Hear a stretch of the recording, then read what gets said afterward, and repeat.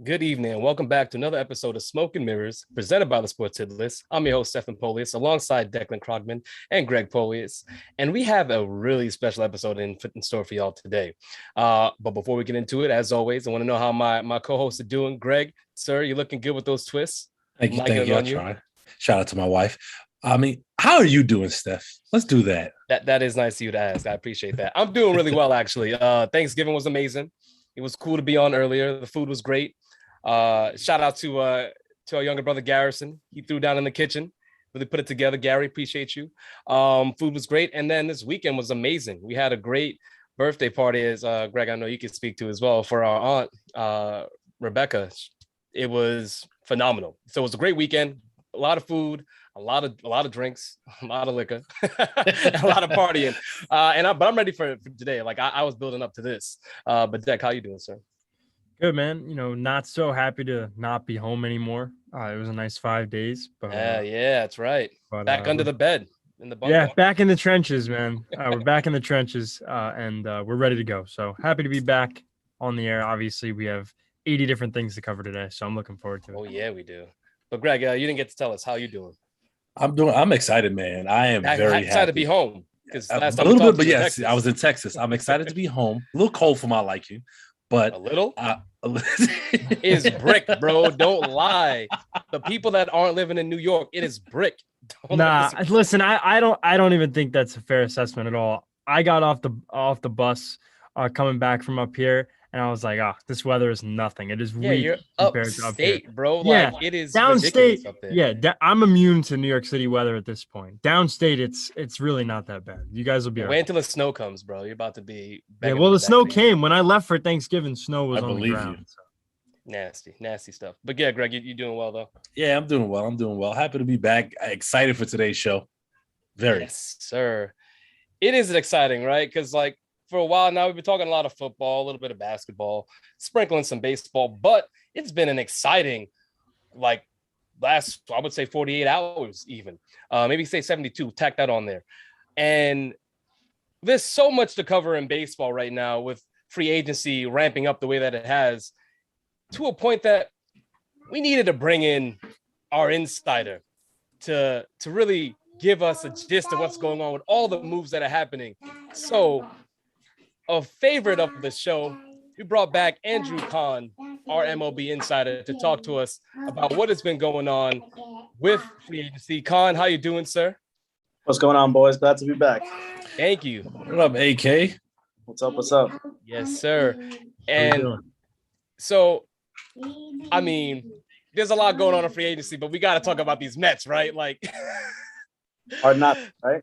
It's hard not to. So, in the span of 72 hours, you have them spending a whopping $124.5 million on three players: Starlin Marte, Mark Canha, and you have Eduardo Escobar.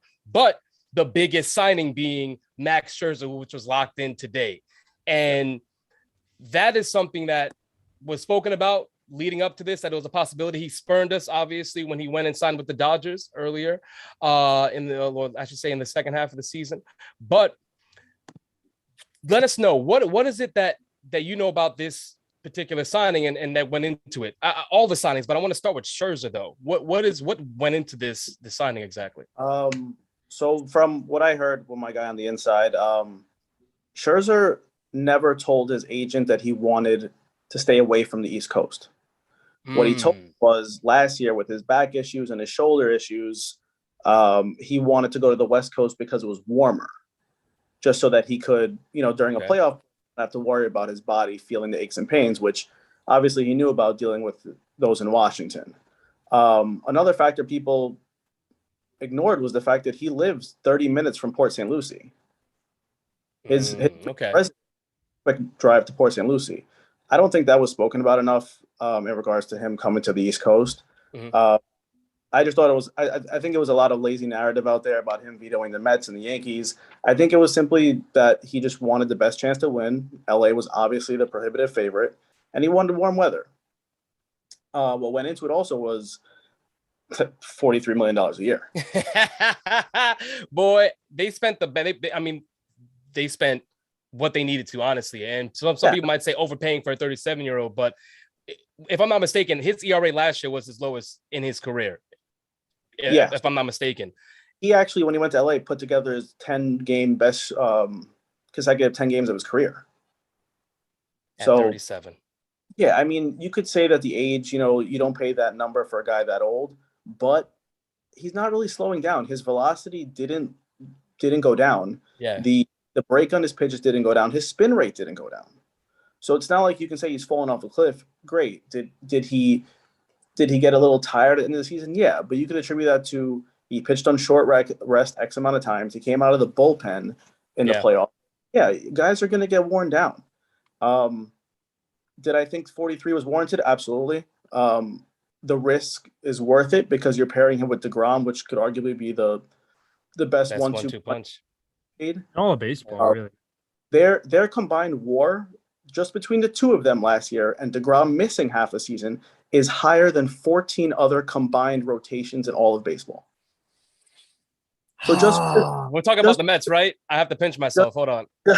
Yeah, we talking about the Mets. I'm awake. All right, cool. DeGrom pitched half a season. Scherzer pitched a full season.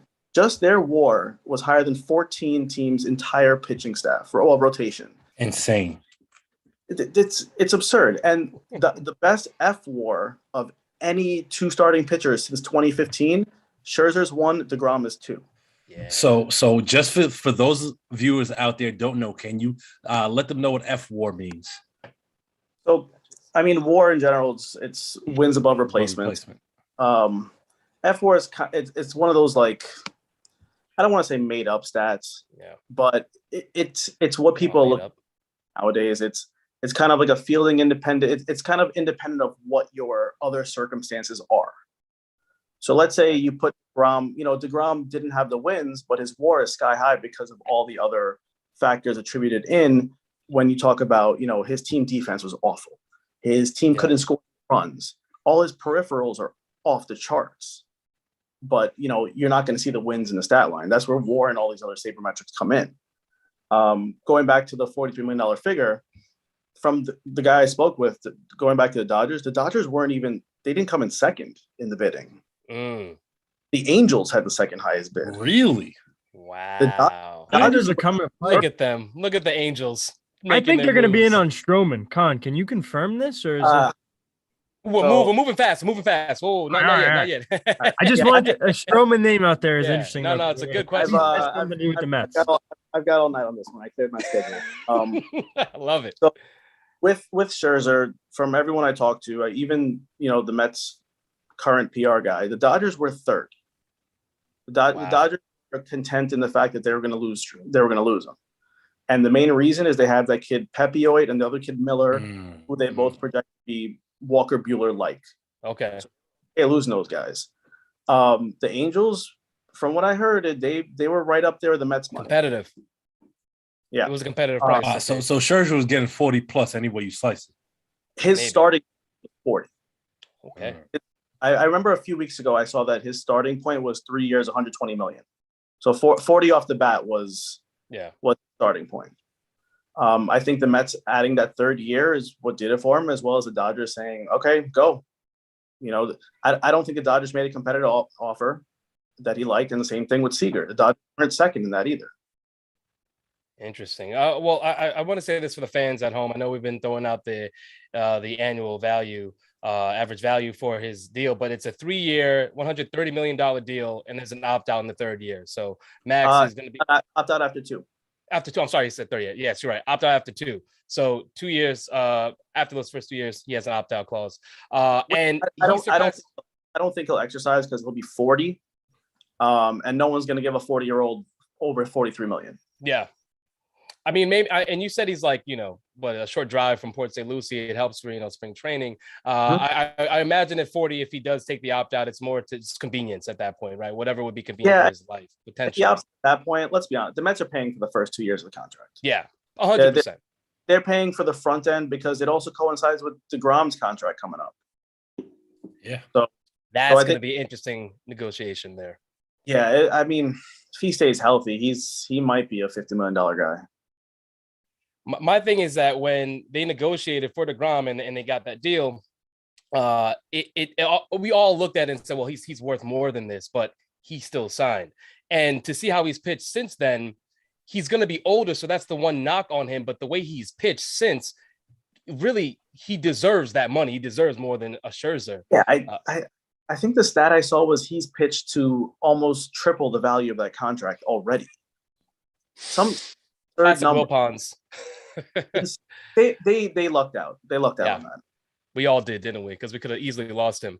I do want to say that Scherzer did surpass Garrett Cole with the average value. At Garrett Cole was at $36 million. Now Scherzer at 40. As he should. As he damn well should. Oh, Spider Tech, Garrett. So I want to get into the other acquisition. So I know that Escobar and Connor, they're more like their depth, and that's good. But Starlin Marte actually was a very big signing for the Mets. This is a center fielder they have not had in a very long time. Someone that still gets it done on the base pass, is an on-base percentage machine, but can contribute in the batting average and some of the home runs. Is there more to the backstory there with that signing?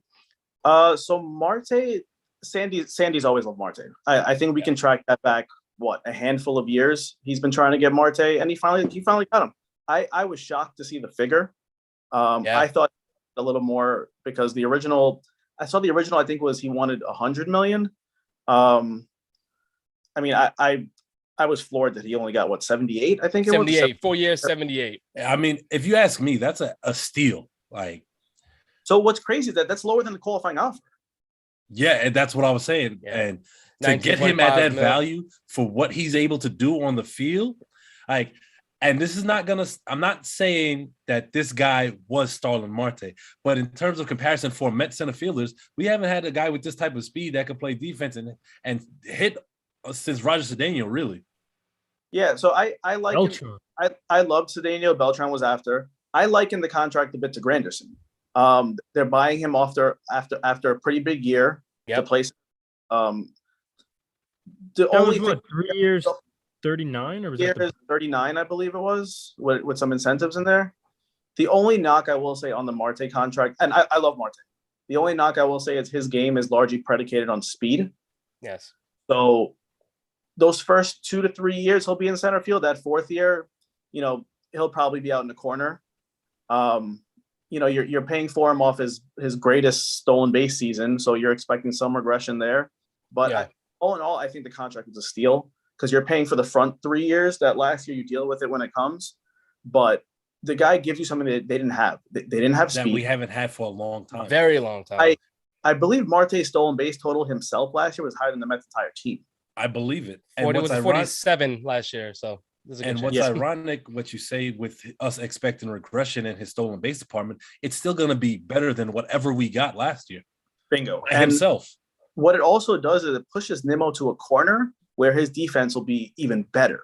Because let's be honest, before last year in center field, he was bad. He was bad. He's a left fielder though, because he doesn't have the arm for right field. I 100% agree. He is a good corner outfielder and a below average center fielder. So what that does, not only does it give you Marte, who's a very, very good center fielder, it strengthens your defense on that side. Also, it gives you a guy who's a high contact rate guy, which the Mets don't have. There are a lot of strikeouts. Marte gets on base. He creates runs. He also, I think he was top 5 last year in line drive percentage. I get excited when I hear create runs because it's so foreign to us. Yeah. It's crazy to see the numbers. Run support for DeGrom. Sometimes it might be gold. But Marte and Nimmo, the top of the order, can create a lot of runs and put a lot of pressure on defenses. They both get on base at a really high rate. And, I thought that was a home run move of the 3 guys they got. Not to say the other 2 guys weren't great. I think those other 2 guys are exceptional fit. But the Marte one that's a home run of a move. Yeah, I do agree with that. I will say that you spoke about him aging and speed being, his value being predicated on his speed. It is important to note that he started his career as a corner outfielder. So it's not like it's a weird transition for him, which is good to know. Yeah, McCutcheon in center field. Exactly, but that's what I'm saying though. He came into the pros being a corner outfielder, so it's not a awkward transition for someone that's played center field the whole career to then go to a corner. So that is a benefit for the Mets in that sense. You did mention the other two pickups. I will say what I want to mention about those two is that Escobar is someone that not high on the batting average, on base percentage, not bad, but it's the home runs, right? He is a home run bat. He is someone that they can use at several positions in the infield, so that's important to have. And then Connor comes in as that OBP person. Yep. Like he can be someone that's on base and can be driven in. So I think that these two signings, while they might seem like filler and it's good to have depth, these are players that can really add to the Mets when their bats are in the lineup. And defensively, they're nothing to sneeze at necessarily either. So yeah, speak on Escobar. He's got a top 10 batting average on fastballs in the MLB, and what do we see? What do we see the most now? Fastballs, guys working the zone, especially high in the zone. He crushes 14, absolutely crushes them. As for Canna, he incredible OBP guy. I will say his OBP, I think from 2019, it dropped a bit in 2020, dropped a little in 2021, but he's still top 25 in baseball on OBP. Yes, 2019 396, 2020 387, and then this past year 2021 is 358. So. Yeah. Still very much above average. This is a guy that you want on your team. This is why Brandon Nimmo has been so valuable to the Mets. Exactly. His OBP. So I love those signings. As far as depth goes, they're great depth signings and also just good for the team. I want to move on to what Declan did bring up before. And what do you think happens with Stroman? And I also want to know about Javi. All right. That doesn't sound good. It doesn't, right. But I'm excited still. So if you asked me in, August when I was with Stroman, I would say he was a lock to return. Yeah. I'd say now it's put him at a 20% chance. The tweets that felt otherwise, man. Where do you think he's going to go? I think he felt a type of way about being not pursued by the Mets. From what I've heard, been some radio silence while they've pursued other guys that they haven't even reached out and made a legitimate offer. And we know how he is, man. He doesn't take that stuff lightly. I think he feels type of way about the media who have attacked him. I think Stro, you're welcome on the show anytime. Just saying. Yeah, for sure, bro. Like definitely. All right, would love to have you on. From I've spoken to some of the guys, including his sister. She thinks he's not staying. He's got a daughter who's due soon, so I think he's not looking to stay on the island. Possible fits, St. Louis. I think he's enamored by the St. Louis fit with their defense having 5 Gold Glovers, potentially 6, and his propensity to get ground balls. His ERA would drop. Boston has showed interest. The Angels, the Giants, and I think might be his best fit in his likely destination, Seattle. Well, pair him out with Justin Dunn, another kid from the island. I think you could very well see him in Seattle. Seattle's making some nice moves. I also think you're going to hear a lot of, you're not going to hear a lot on his front because I think he's going to personally announce his destination himself. Yeah. His sister has a podcast that's debuting on Sirius XM, I think in a week or two. Oh, wow. Nice. I think that's where he's going to announce it because he's the first guest, the first show. Smart marketing. I think that says, hey, I'm going to X, Y, and Z. What's your source? Well, it's me. So I think that's when we get the decision on him. But yeah, I think he was just offended a bit by the process where the Mets were leaking every name besides him. They were going after Steven Matz before even talking to Stroman. Yeah, I feel some type of way about that as well. Just even the season that Matz had in Toronto compared to Stroman's, like you'd want to talk to Stroman first to lock that down. At least I would imagine that compared to Matz, because I didn't necessarily want Matz. Stroman to me is the safest bet on the market for a long-term contract. Yeah. I think he's safer than Ray. I think he's safer than Gausman. I think personally Gausman is going to get destroyed. I think his contract's awful. I think Ray has a chance to fulfill that contract, but I think Stroman is your safest bet at the 5+ year threshold. And just speak to us a little bit about Javi. Are the Mets looking to sign him? Is he looking to stay? So did I text Greg about Baez? Yes, I think yes, you did. You did. So from 3 guys I've spoken to, one of them was an intern with the Mets. One of them is the same guy I always get my intel from. The Mets are pushing to sign him before December 1st. They want to try to get it done tonight. Oh, baby. They're pushing real hard for just 4 guys that I heard. It's Baez, Andrew Chafin, who's a lefty reliever. Who's been a stud the last couple of years. He's lights out, underrated as hell. And your last one is Kikuchi or Rodon. From what I've heard, they're trying to get all those guys done before that December 1st. Makes sense with the looming lockout. Yeah. Rodon would be a really good move. I know trade-wise, they're looking at Minaya and Montes from Oakland. I like the Montes one. I think that both of them. I think Minaya has a little more upside than Montes. I wouldn't be opposed to putting Montes in the pen, to be very honest. Montes has a little Gossman to him. He's got that sinker slider split guy. So I think he's the bill because he's kind of what they're looking to grab. And I think if they do lock in Baez to get guys who are ground ball specialists, they're gonna eat them up. They're gonna feed perfectly into the Mets defense. So I have to ask, Steph. I'm sorry. What's the market on Correa right now? Now that Seager signed, for 10 years. I mean, are the Rangers just known for just giving out some of the most ridiculous contracts? Hey, going back to A-Rod. Real quick, I just want to let everyone know. So Corey Seager signed to the Rangers, 10 years, $325 million is what they paid Corey Seager, which is a lot of money, a lot of scratch. Yeah. So the original market people were thinking was Correa was 10 for 320 and Seager was the 10 for like 280 to 290 range. Yeah. With Seager getting 325, Correa's going to ask for 350 plus. He's going to try to destroy the Lindor deal. As he should. I mean, he can at this point because of what they gave Seager. Absolutely. I think him coming off the platinum glove, we know he's a playoff guy.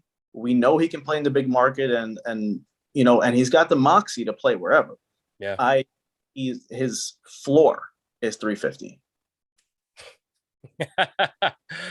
Wow. I wonder if they choreographed it. Yankee fans, Deck, you ready to pay? Yeah. Listen, I thought Seager was a great fit, but I never expected him to be paid that much. I mean, it took me aback. I think he was a great fit for the Yankees from his swing in that stadium to his defense fitting in. They need a shortstop that can play the position well. He was that guy, but for 325, that is definitely a lot. So, ironically, of the 5 big shortstops, he's got the lowest F-WAR since 2017. Well, I feel like he's been hurt a lot. He's not the most durable. Yeah, he has been hurt quite a bit. That's the issue I have with this contract. The elbow, the thumb. That's why I was surprised to see him get 10 years. He hasn't been super. It's also Texas, so therefore I am not surprised. Also, yeah. And they could always play the tax line and say, hey, this is a full. But they blew the market away with, I mean, Semien got paid well. I think he did great for himself, and I think he's a stud. And I think moving him to second base also improves his value because you got a shortstop defender at second base. Yeah. Seager's no slouch at short either defensively. Yeah. They could vie for the best middle infield in baseball. Definitely. I do want to get your opinion because you did make note of how you are not a fan of the Gossman signing, but Robbie Ray signing with the Mariners, getting 5 years, $115 million, averaging $23 million a year. What do you make of that? Was that too much, right amount? Do you think this is a good signing for them? Obviously coming off with Cy Young winning. So that figure made 100% sense to me. Saturday night, I actually spoke to someone who said the Mets offered Gossman either 5 years, 115 or 6 years, 130 something, I think. So they said the Mariners had a similar 5-year offer. So once I saw that, I figured if they pivoted to Ray, it was going to be that same exact offer. It ended up being literally the same offer besides, a couple different no trade clause issues. So 5 for 115 to me was on par for his market value. Mm-hmm. Do I think he's worth 115? I mean, in this market, yeah. Will he translate to that? I don't think he's going to put together as good a season as he had last year. their defense, they need to shore up third base because Ray is actually, I think he's top 10 in ground balls batted to third base.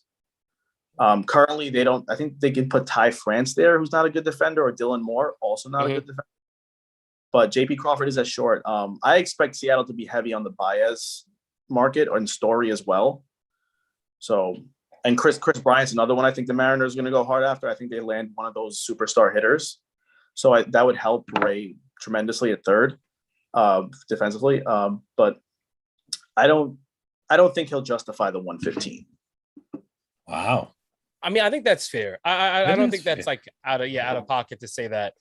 Even coming off the Cy Young, one, I just want to say that this is great. I love all this. Every time you come on, it's always fun.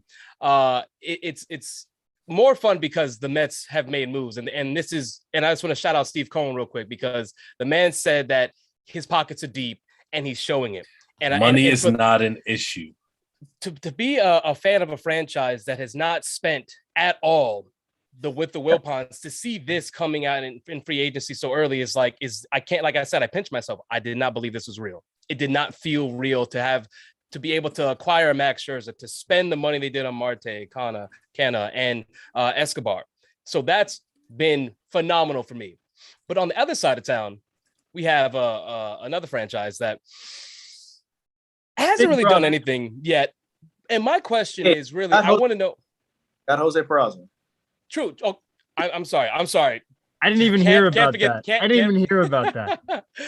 But are the Yankees being too passive as we're seeing so many chips going off the board? This is a team that you are used to seeing, at least when George was around, that they would be the fastest to move on the top free agents, and now very dormant. What do you make of this, Con? Not surprised. Let's not forget here, though. The Yankees were a 90-win team with half of their guys hurt. So it's not like they're returning a bunch of scrubs. We have to acknowledge that first. Still a very, very, very good team. But in the Yankee way, especially for the fans, it's tough to see other teams locking in these superstars for mega dollars, especially the guys across town. So for a fan, it's definitely hard to see that. Do I think they're being too passive? It depends. If you look at it from a business point of view, Hal was one of the guys who pushed to lower the tax threshold to 180. Yeah. So from a business standpoint, it makes sense, especially because they have Volpe and Peraza almost ready. So they don't want to lock in one of the mega shortstops. But for a franchise that's used to this big level splash thing, and every year you can expect a big splash, I think it's tough to swallow, especially with, Cashman did say 10 days ago that he has some room. He said if he was staying, it was because he was allowed to spend more. So with all these guys falling off the board, you're left to wonder who's left for them to grab. Real quick, do you think Volpe will be that guy, that shortstop replacement? Because frankly, I don't see it. I think Peraza is better than Volpe. Wow. Peraza's played at a higher level. Volpe hasn't played past A-ball. So he's still super early in his development. They project Volpe to be ready in 2023 and Peraza 2023. I don't see it. I think Peraza is, I saw Peraza play in AZL. The kid rakes. He's got this incredible way to put barrel on the ball. Not just hard contact, legit barrel contact. I think he could be a legitimate answer at shortstop, which might be why they are looking the stopgap route. Stick with a year of Glaber, get Andrelton Simmons, Jose Iglesias. Possibly make a trade. Is it a sexy move? No. Iglesias can ball. If you talk to people in the Red Sox organization, he helped propel them to lock in that wild card spot. They loved him there. Simmons, he's not going to hit, but we know his glove is all world. But for me, when you see teams like the Rangers, smaller market team, the Mariners, the Giants just signed Alex Cobb a couple minutes ago, and they signed a couple of the stars. When you see small market teams making moves, they need to make a move. They absolutely make a move. I know for Semien, they offered him. They were 1 year short on the offer for Semien, so it's not like they're not trying. And I know John Heyman confirmed that they came up one short on Semien. So we know they're trying. It's just a matter of how far they're willing to go and how much bandwidth Hal is allowing. Makes you think they're really going all in to try to re-sign Judge. The Steinbrenners and Cashman, they love Judge. There's no doubt about that. They love the guy.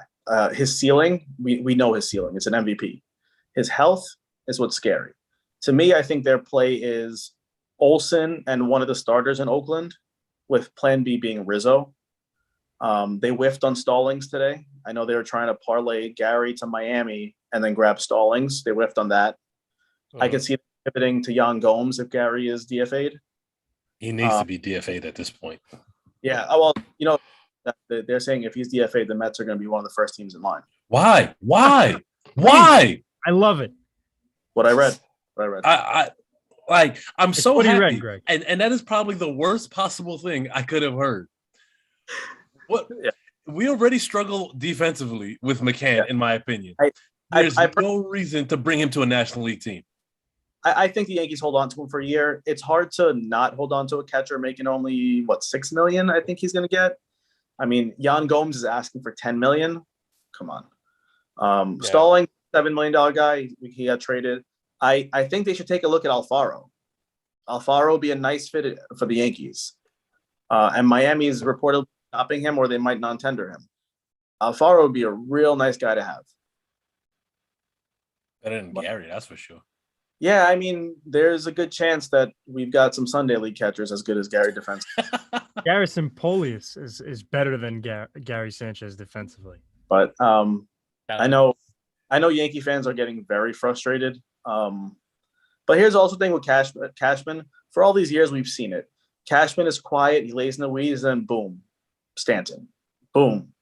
Garrett Cole, when Cole was rumored to go to L.A., so I still have faith in Cashman pulling a rabbit out of his hat and landing a stud. Speaking of frustrated Yankee fans, thank you for the segue. We have our resident frustrated Yankee fan that I want to bring in real quick to just speak on these Yankees real quick. And I just think it's important. So if everyone welcome our very own Chuck. All right, Chuck, please. LOL Yankees, I should say. Chuck, how you doing, sir? Stress. Big stress. Big stress. Why would you say so? I mean, we just heard from Khan that, it's all right. It's not, they're being passive, but there's a move that's coming. Well, what are you stressed about? Well, I'm stressed because I just took 20 minutes to find parking and then I had to walk in the cold. I mean, I really wanted Corey Seager. Really bad. I thought he was such a good fit. They needed a shortstop. He's a left-handed hitter. He hits for average, hits for power. He's that face of the franchise guy, and he's young. He's 27, I believe. Championship experience, postseason experience. Has played in a big market, East Coast guy, and he's gone to a team that was in the bottom of the league last year. And my whole upbringing was the Yankees could get anybody they want because of the allure of playing for the Yankees. But I think we saw it today. That's no longer the case because a lot of owners have money. Texas just spent $500 million on 4 guys. Steve Cohen whipped out his blank check, handed it over to Max Scherzer, and Max Scherzer is first in line at the bank right now. Teams have money, and they're not afraid to spend it. So I think now the Yankees have to sell on, we are a team that is championship caliber because guys aren't buying it anymore. And them being so bad last year, I think it's hurting them. And Cashman is stubborn. Looks like Hal is stubborn. He's no George. And Hal looks like he wants to spend, but to a point. And I think it's all formulating now. And I think this is the beginning of the downfall. And this is why I said last year, now's the time you start looking at what can you get for Judge? Because if that's the route you want to take where the team's not good enough to win, you win it all, you mean, not just win it all. Right, win it all. You take your best asset, see what stupid team would overpay for him, and you build with your top prospects. Volpe is supposed to be a great guy, and I know that you guys were just talking about him. Peraza. That's probably your middle infield of the future, depending on what Glaber does these next couple of seasons. You have Jason Dominguez, who is getting Mickey Mantle comparisons at 17 years old. That's another, cornerstone for you guys. They're going to sign the kid Arias, who's a 16-year-old shortstop out of, I think, the Dominican Republic, if I'm not mistaken. That is going to be another cornerstone. So they're building through the farm, it seems like. So if they're not going to spend to win, then start moving pieces around and go all in on it. Don't half-ass it and try to win and rebuild at the same time like they did a couple of years ago, where they found some success because it's not working out right now. And there's too many holes on the roster. And if you're not going to spend the money, you're already at a $200 million, payroll. Payroll. So if you're not going to spend the extra to fix it, you got to go one way or the other. You fully commit to winning a championship, or you fully commit to rebuilding and trying this all again in 2023, 2024. Con, again, our resident insider. Thank you so much. I want to hear from you. What do you think of that? Do you agree with that? One, about moving Aaron Judge with the approach that the Yankees are taking, and just in general his stance on where the Yankees are currently, the state that the Yankees are in. I 100% understand the pros and cons of what he's saying. A lot of it's valid. I was a proponent of trading Judge before last year, even because of the injury. We're still, talking about guys like getting like a Baez and more for him at one point. I think they had talked about swapping Baez and Judge, and the Cubs were throwing in extra. So I definitely understand selling Judge. Your only issue is the Yankees can't really rebuild because of two contracts, Cole and Stanton. You're stuck in a purgatory because of those two deals. Could you trade Cole? Absolutely. Could you trade Stanton? No way. That's the problem. Don't forget the Aaron Hicks contract on the books. That's another one. I mean, but he looks great in the Dominican League. He's hitting 220. As long as you have those two guys on the books, it's so hard for them to rebuild. And with Cashman on his last couple of years, they're not going to let him rebuild. He's going to want to either, stay on that ship and see it sink or see it swim. But you have to make that decision. Like he said, you have to either go all in or be stuck in purgatory or, fully rebuild. We know they're not going to fully rebuild. So this purgatory phase where you kind of have to go with what you got. Go with what you got and hopefully midseason grab a guy. I do want to make a remark about the kid Roderick Arias, the prospect. He is the number one ranked prospect internationally in the world, and they say he's the next Wander Franco. Wow. So they think the Yankees are locked to sign him. So that's a great point. He's young, obviously. He won't be up for 5-6 years, but that's an ace in their hole coming soon. But yeah, it's impossible to rebuild when you got Cole and the Stanton there. DJ's contract is not a pretty one either. Don't get Chuck started on DJ. Yeah. And guys, please bring Eddie onto this set right now. So Andrew can tell him Stanton is no good, Hicks is no good, LeMahieu's no good. There's a lot of bad contracts on this team. Eddie doesn't understand it when I speak to him. I wouldn't go as far as say they're no good. Are the contracts good? No. Stanton, when he plays, he can ball. We know he can hit the ball a country mile. He can ball. DJ, I remember posting on Facebook that I didn't like the contract because I thought he was going to fade fast. And look what happened. He fell off the cliff. Eddie. Off a freaking cliff. Eddie was in the chat talking about he was top 5 in MVP voting last 3 years. Deck, I think you were on board that ship as well. I think I was in that thread for a little bit too about DJ the year he didn't win the MVP when people thought he was. Yeah, it was tough because you think about the whole scape of the league, and now he's fallen. And at that time, people thought it was like DJ got robbed, and now it looks like the complete opposite after less than a year. Yeah, could you say that the hernia and the midsection issues caused his line drive rate and his hard contact rate to drop? Sure, you could. But when he was healthy early in the season, he wasn't great either. And they do have his power fell off and it looked like he was trying too hard to pull the ball when his bread and butter is middle away. So I agree with that. They're in a tough spot, man. You got Gary for one more year. Voit can't stay healthy. Glaber only hits when he plays second base. Urshela is a fine defensive player, but he's not a guy you're gonna hang your hat on. And then your outfield, you've got 3 guys who have trouble staying healthy. Who you need them all to be out there in the outfield because you have such an issue with Voit might have a DH a day, Gary might have DH a day. It's just they have a lot of unathletic players. I think the most important question for Yankee fans: are they bringing Gardy back? Hold on. I'm sorry. I mean, let me let everybody see Chuck because that face is golden. If Gardner comes back, not only will I be very upset, I think Manny, and shout out to Manny because him and I have been woke on the Yankees since last year. Manny might go to Eddie's house and kill Eddie. Flat out just kill him.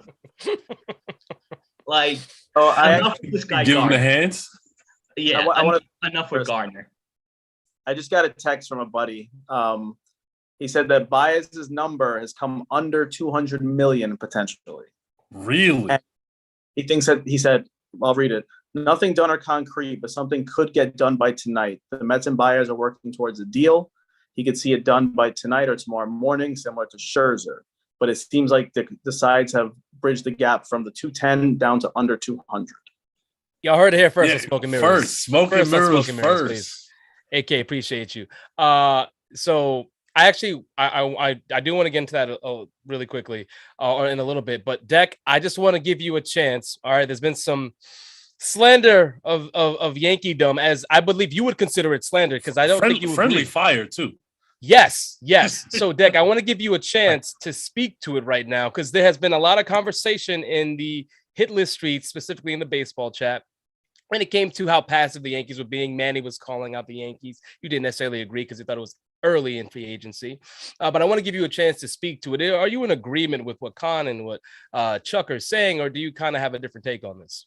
Well, I think that Khan and Chuck aren't exactly aligned in the franchise, but I think that they have a lot of similar. They want the same thing, and they kind of are going about it in a similar way. I don't know if they want the same thing. Khan, you're a Mets fan, right? Yeah. Well, he doesn't want anything. Yeah, he doesn't want anything for you guys. Laying out the blueprint for what they should be doing, essentially. Gotcha. He put his front office hat on and laid it out. And I think that there's a way to do it. Chuck wants to blow it up. Khan wants to try to, go in a more realistic way of, all right, you can't move these contracts. How can you add to it?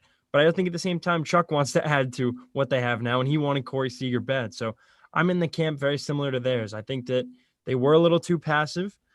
When you have guys like, you do agree, okay, the pitching staff that's going out there on the market, it would have been nice to snag at least one of them.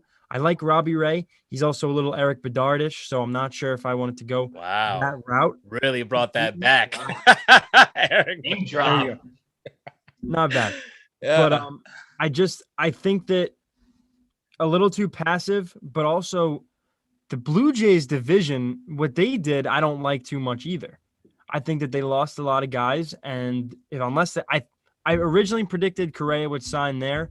I think that would be a big move for them, but I don't know if that's possible at this point. So, I just want to get this from you really quickly. You're thinking Correa is going to sign elsewhere than the Yankees. Are you looking to sign a big shortstop? Is that something that you want for the Yankees? Is it Correa? Is it Story? Is that kind of where you're at? I have been treating Andrew Kahn's point he made on our last show, the last time we had him months ago. I've been treating bring Story and Seager, one of them are coming to the Bronx. I've been treating that like gospel since May. So I'm going to need something to happen. Correa or Story at this point would be someone I'd prefer. Sorry, Con, you saying? I said Cashman loves Story. We know that. That's long documented. I think what's going to hurt them is Seager destroyed this market. So Seager might have pretty much priced all the shortstops out of the Yankees realm. So that's the only downside, and what also hurt them was Texas grabbed 2 shortstops off the market, not 1. So, you got, the rest of the shortstops off the market are they're calling their agents saying, hey, you saw that Seager deal. Let's work. Correa, the only teams that could truly afford him, Detroit can offer him $350 plus. The Yankees could. Would they? Who knows? Will they? Yeah. a dark horse here. I mean, the Angels could be a dark horse. I mean, you're not going to want to hear this, but the Red Sox are checking in on Baez and Correa as well. So I think Baez to the Mets, if they could get Correa, I think that would be an upgrade if they let Baez walk. I don't think they'll do that, but I think realistically speaking, Correa over Baez makes more sense for the Mets, in my opinion. Yeah, no, I think Correa is far superior player. But does that work on the Mets though? Because Baez is ready to be at second, and is Correa going to take that same type of? I think Correa will play third, like they did in the World Baseball. Okay. I agree. I think not because that Lindor is a better shortstop. Yeah. I think because Correa is the better defender, he can make the transition to third much easier. A la Manny Machado. He could adapt. Yeah, he could adapt. Manny Machado over A-Rod. Oh no, I was going to say A-Rod with as far as like the situation. With the Yankees. That was defender. Machado, that was a different situation. Machado went the other way though. He was a third. Yeah, he was trying to short. A-Rod. No, wasn't Machado a shortstop out of high school? I feel like he was a shortstop. Oh, in high school, when he came up with the Orioles, third baseman. He moved to shortstop, and then it didn't work. He moved third for Hardy. Yeah. He came up as a shortstop, but then he moved because of the injuries and everything, and because of Hardy also. The best thing to happen to him was Correa fits at third more. His body fits at third. I think as he ages, he's a big boy. He's cocky and wide. His body ages more for third base, a la Ripken, a la A-Rod, a la Machado. I think he fits more at third base, while Javi's got the more athletic, second base type build. Totally agree. So I do want to know, we spent a lot of time here. Really good, the right amount of time, I should say, because this is all really good information everybody needs to hear. Are there any other moves that you kind of see in the pipeline that we haven't mentioned yet, or you haven't mentioned yet, that we can look out for that could be arriving? You already mentioned Javi potentially getting signed tonight, but is there another one that you might see in the pipeline coming up soon? I think Oakland holds a lot of keys to this entire offseason with how they decide to sell. I think once they decide to push Olsen, you could see Chapman go, you could see Montes, Bassett, you could see them clear house. I could see the Yankees look on Murphy also to catch.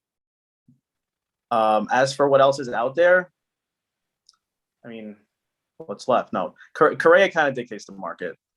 Chris Bryant, I think, lands in Seattle. I think that's his best fit. Story also, I mean, Story would fit great with the Yankees. It's just he's not a guy I don't think I would give 6 or 7 years to. Yeah. Where do you think Story winds up? If you had asked me this morning, I would have said Texas. You asked me right now, I think it's a battle between the Yankees, Seattle, and I think Boston really tries to grab another infielder. What about Houston?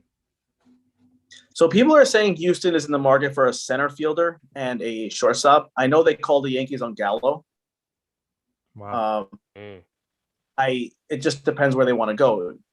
Realistically, if you think about it, you had Correa sitting there for you. You could have easily just extended him. He was the better player. I think if Story comes off his price, especially if Baez signs for under 200, that directly hurts Story's market. Because Seager played off of Correa's market. And, I don't want to call them tier 2, but they're a tick under. Story, Baez's contract will dictate where Story goes. If Story's under 200, then you could see Story come down. Detroit's going to be a big player for a shortstop regardless. Detroit's going to land one of them. I think they spend heavy to grab one.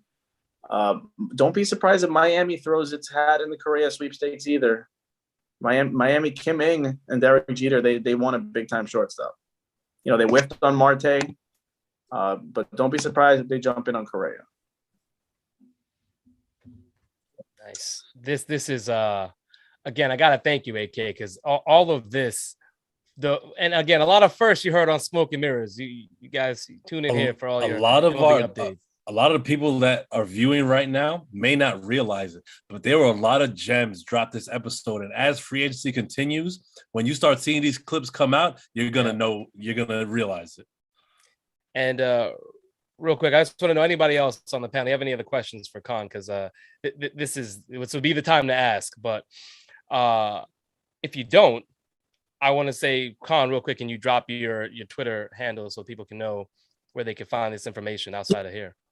You guys can find me at MLB Marathon. That's the site I work for, or at Acon03. I would say follow MLB Marathon. That's where I report all my news as it comes. We were the ones who broke the Gossman 5-6 year deal on Saturday night, and it blew up. So we've got a couple guys there who have legit inside sources. So MLB Marathon. I do have a question, if you don't mind. Hit it real quick, my friend. All right, quickly. Is this Trevor Story being a capable center fielder narrative true, or is that just smoke? Because ever since the trade deadline, all I'm seeing is the MLB executives think Story could play in center field, and I don't think he can. So that's just. He has the straight line speed, but the transition like this so late in his career. I think he's suited for third if he's going to move anywhere because he has an absolute howitzer of an arm. I don't see him as a viable outfielder, not even center fielder, any of the three positions. I mean, the Tatis move didn't work, so it's tougher than it looks. If it works on paper, it doesn't mean it works in on the field. Yeah. I think it's too late in his career to make that transition. And Tatis is not a good shortstop. He's not a good outfielder. But another thing, but the guy raked. Stick though. Woo. He's incredible. Absolutely incredible. So I'm actually putting the MLBmarathon.com in the chat. I also just want to get your Twitter one more time so I have it correctly. Yeah, my personal Twitter is Akhan, AKHAN03. 03. Perfect. Oh, you baseball fans, go follow AK. He's a real good follow. Always up on it. As you already heard here, there's been nothing but gems dropped tonight. Man's was getting live information during the interview. It's funny. I have my iMessage up right next to me also because there's some guys talking about some stuff like a couple bullpen pieces just signed. But yeah, it's everything on my feed it's a lot of Baez, Bryant, and Story. That's pretty much it. Correa front's a little quiet right now. He's going to be the last. You could tell. He wants to set the tone like Bryce Harper. Yeah, for him, his total value doesn't change with lockout or not. He's kind of one of the guys who doesn't make a difference whether they lock out or not. If he signs now or in 2 months, he's still going to get his 300 plus. Perfect. Well, AK, I just want to thank you again for coming on. Really appreciate your time as always. I hope to have you on when there's more traction, more movement going on in this free agent front, which it seems to be. There's going to be a lot. This has been a very active free agency so far for the MLB. Yep. So thank you for coming on, Chuck. Always a pleasure to have you here for your Yankee rants, to play foil to Declan, because I feel like Declan's usually more of the homer, and Declan, you may agree, you may disagree, but the homer Yankee fan as opposed I'm definitely more optimistic, I would say. Homer optimistic. It comes with use. Potato. But yes, gentlemen, thank you so much for coming on. Really appreciate you. Enjoy the rest of your night. And I don't know if you're watching Monday Night Football, but please enjoy the game. There we got them. Take care, guys. Have a good night.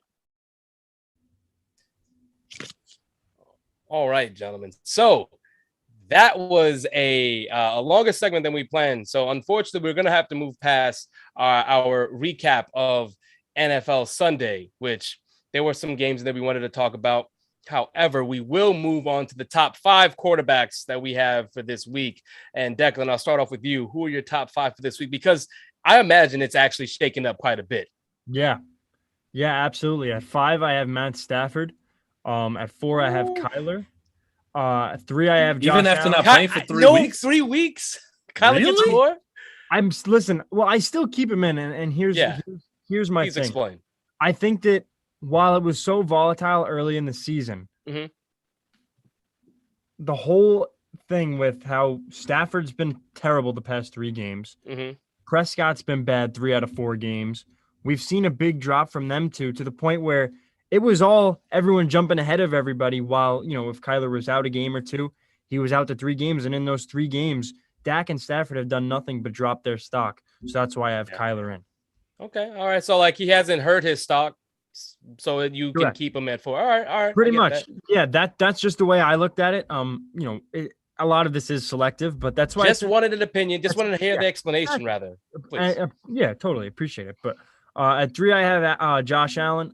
4, 2, I have Aaron Rodgers, and then 1, I have Tom Brady. All right. So Tom Brady hasn't moved. You're unshaken. I mean, and he hasn't been Tom Brady-esque, but he didn't have to be necessily.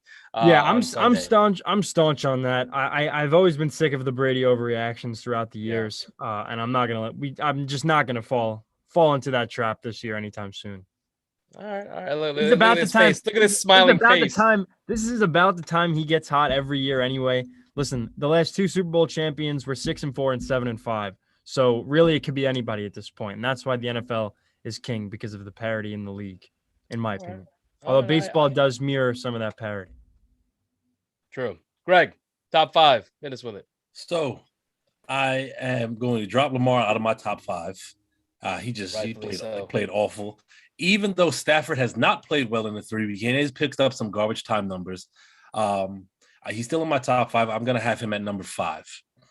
Likewise. So with another bad game, it's possible he's out of the top 5 next week. Excuse me. Number 4, I'm going to go with Josh Allen. All right. Okay. I complete that. We had that Saints game so wrong. Bro. What wasn't even funny.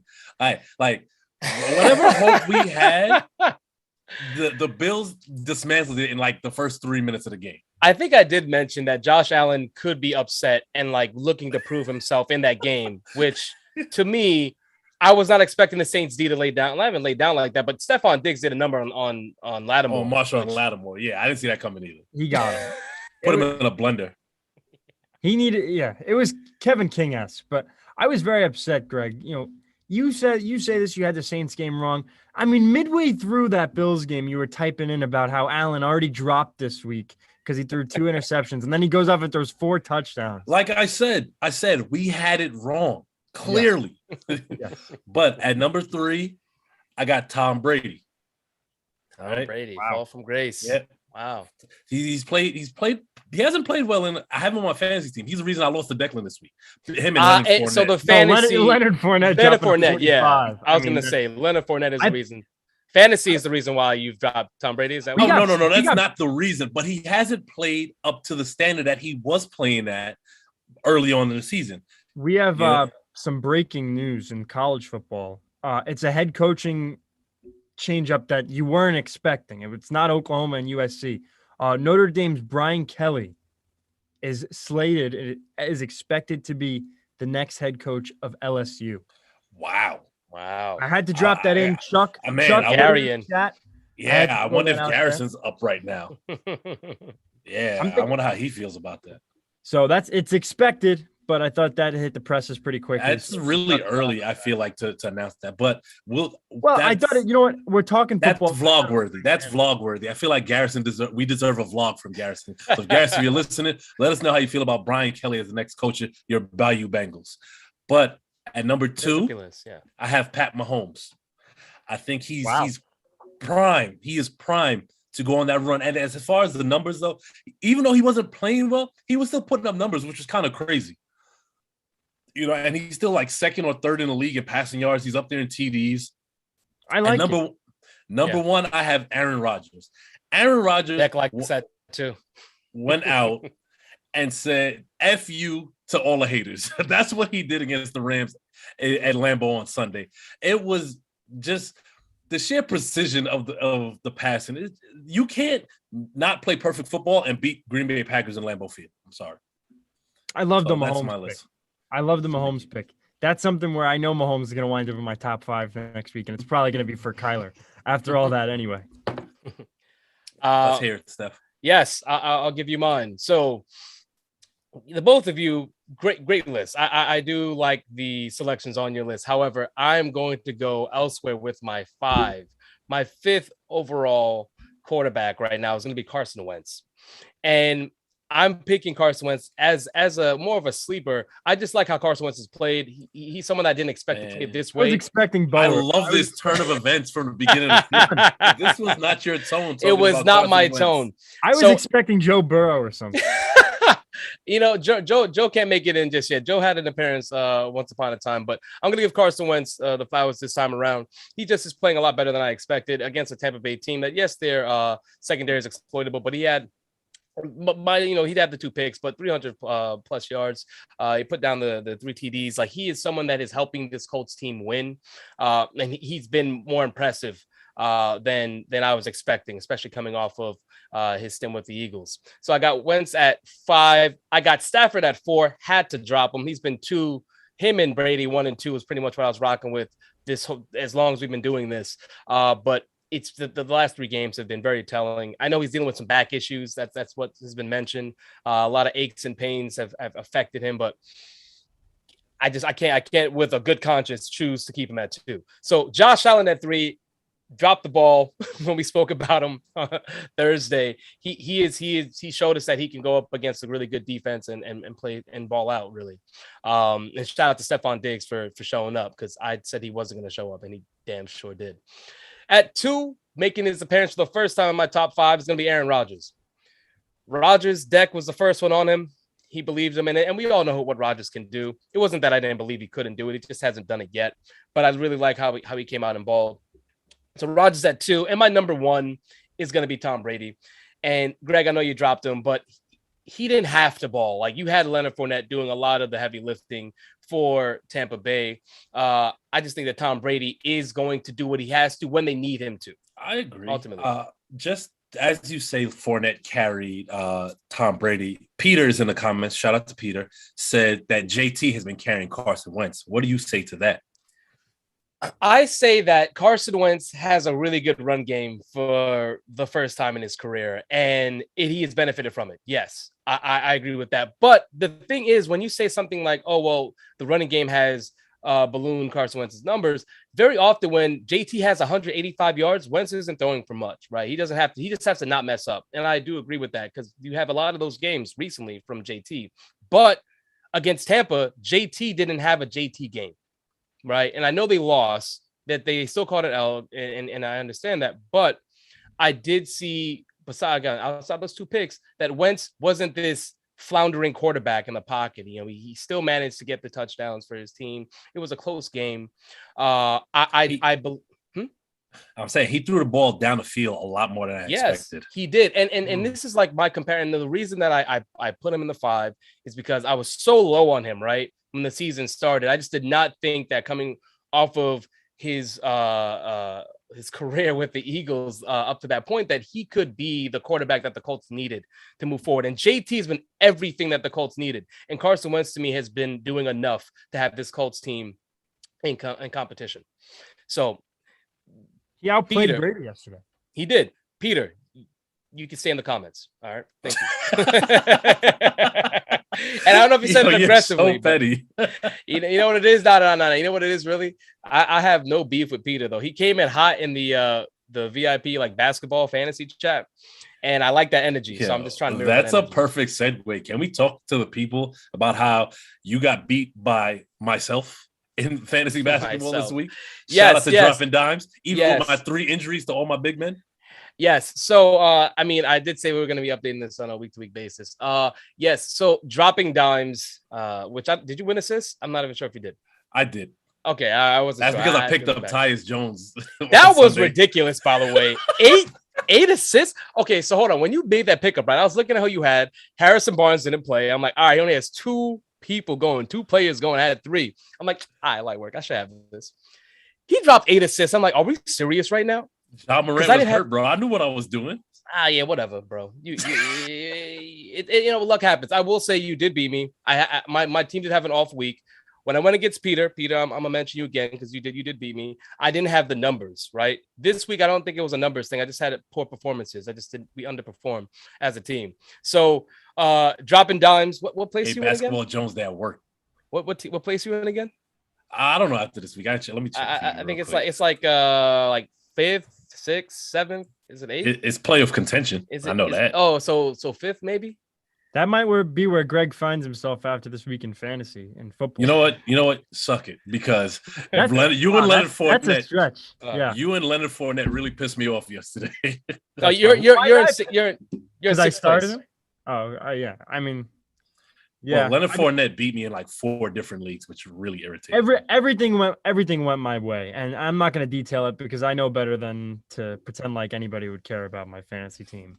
I mean, nobody cares about fantasy teams. We all have them.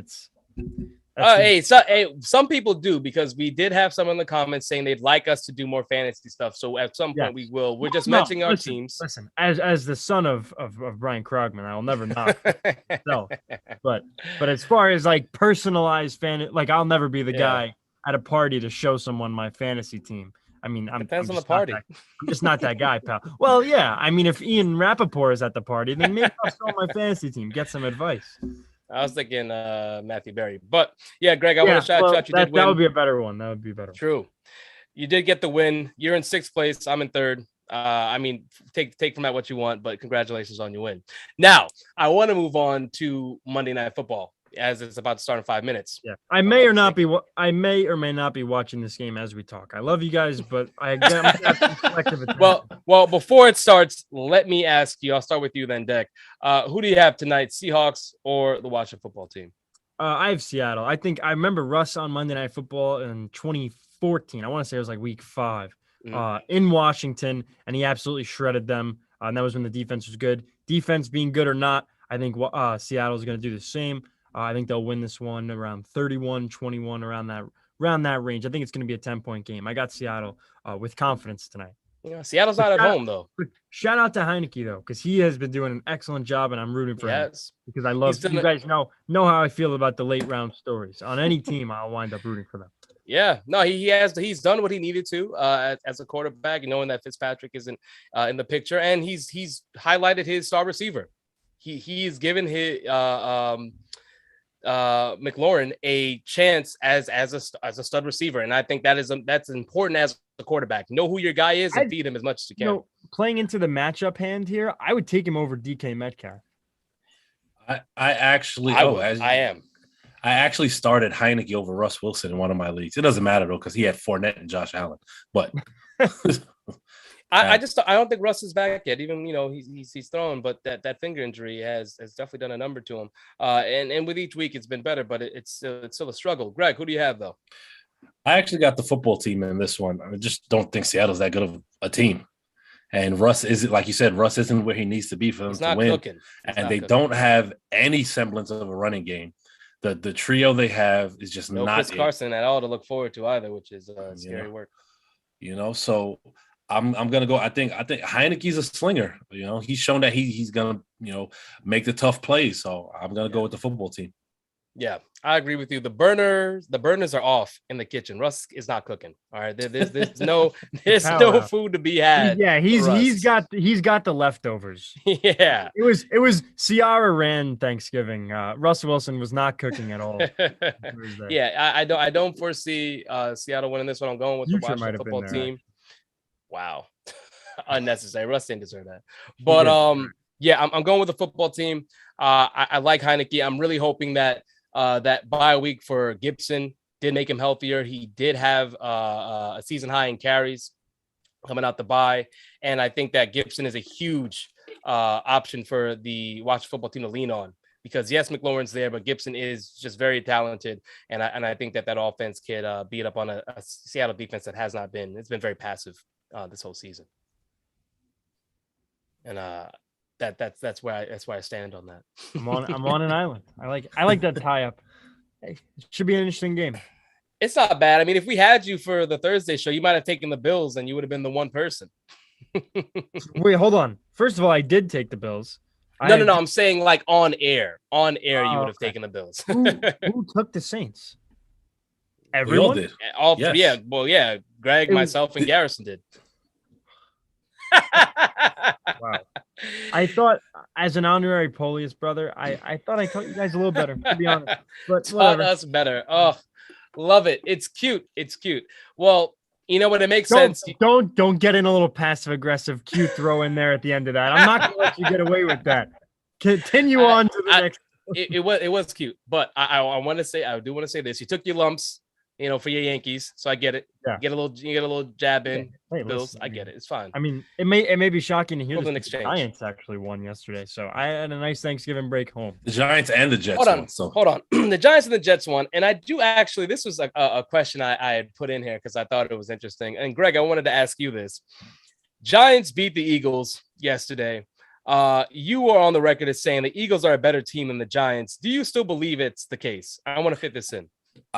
So even though the Eagles lost and Jalen Hurts did not play well, I do still think overall that the Eagles are the better team because, as we said, any given Sunday. True. But in the grand scheme of things, I think the Eagles will finish with a better record than the Giants. Deck, where do you stand on this? Yeah, I mean, I differ. I think the Giants are a better football team, and I think what they did yesterday to Jalen Hurts and that Eagles offense is they laid a blueprint on how to stop them. At least that's what all the heads out in Philly are saying. All the radio heads, everyone on Twitter, and all of Philly Twitter and the reporters there were bugging out because they were so pressed about the Jalen Hurts performance yesterday. He threw 3 picks. It really should have been like 4 or 5. One of them would not have been his fault because Jalen Aguilar is just doing a great job out there catching everything. He's god awful.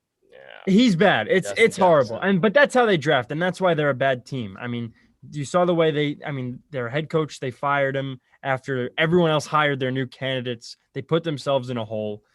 They've surrounded Jalen Hurts with nothing. They're finally starting to run the ball, and this was a team that was running the ball very well.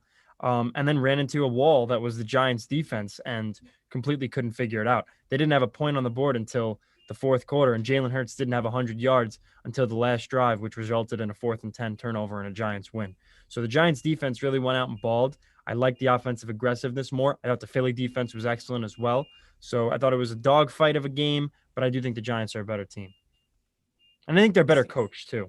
On both sides of the ball. You said the Giants balled? The Giants defense. Okay. Yeah, the Giants because I heard balled and then Giants. I thought you were talking offense. Yeah, no. I was like, did you see that score? The offense should be ashamed of itself, honestly. See, I don't think so because I think that the Eagles, you get a new play caller to your first game, and I think that the Eagles are a good defense and they played good against a lot of teams the past couple weeks in this season. So it's to be expected. The offense has more to work out. A lot of guys were out again. You're not having Tony on the field is actually a really big difference maker. So yes, in his presence, not in his usage, but yes, exactly. But hopefully, I'm excited to see how his usage is. We saw Des Bryant tweet out a nice little hate piece to Jason Garrett on his way out. So here's my thing, though: if you get 3 turnovers, you should have more than 1 touchdown. Totally. And I think that's completely accurate as well. I think field position wise, it wasn't easy, but I liked that the Giants were on the 10-yard line and it took them 2 plays and they're at the opposing 40. That's that spark that even without a Kadarius Toney, that quite frankly really is your spark. That's those play calling spark that you didn't have with Jason Garrett. He's a terrible offensive coordinator. You got to finish drives though when teams give you the rock. Yes. And what's frustrating is you have a 3rd and 2 and you have a false start. That cannot happen in the NFL. I mean, it's beyond absurd that they even won. That really should have been a 24-0, 24-7 game with the way they shut down Jalen Hurts. I wish they had better field positioning, better ways to sustain drives. DJ did good. He threw 200 yards, got a touchdown, didn't turn the ball over. First game with the QB wristband. I'm hoping that Freddie Kitchens can groom him like he groomed Mayfield the 1 year. And I hope. Listen, I know it was a temporary solution, but at this point, we do have to climb up because Daniel Jones' best year was in 2019, and since Jason Garrett came in, he had a major regression. But they're going to need to start blocking better. Yeah, Dick, I want to thank you for that segue, and I just want to end my last thing. Baker Mayfield is not that guy. That was, I mean, whew. Who is right? That was bad. I mean, it was so bad. Hot potato. I mean, no, you have it. I mean, they were giving it right back to each other. Lamar 4 picks. He was terrible. He's making it look good for me about the Browns not making the playoffs. I'm just saying. Yeah, no, he's because after the offensive showing that they put on last night, they don't deserve to be in the playoff discussion at this time. It might even sound crazy. I'm not a believer in the Broncos. I think that they just had a nice couple stretch of games. But right now, the Broncos are a better football team than the Browns are. I mean, they're just an absolute liability. They are all across the board. Slow and steady, Teddy. That man just does it. He hasn't even. I mean, it's been really all defense. In Denver, anyway. There are points going up on the board offensively. What I'm saying is he's not hurting the team, which is they had a huge asset. He got hurt though. He got hurt halfway. He got hurt and he came back. So I'm just saying, slow and steady, Teddy. Do not knock him. Is terrible. I mean, you want to talk about that 2019 draft class? I mean, Daniel Jones is second, and that's saying something.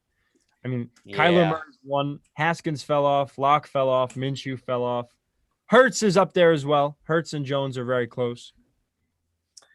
Well, only time will tell. I do want to. I want to check back in on this Eagles Giants.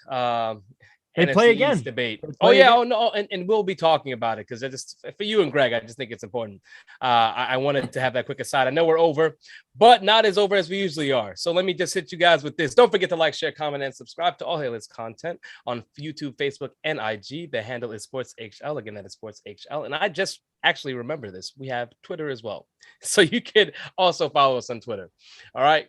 Coming up, we're going to have The Fan Zone with Mike and Manny tomorrow at 5 p.m. Mike or Manny, if you're in the chat, if you have any special guests, please shout them out because we'll mention them.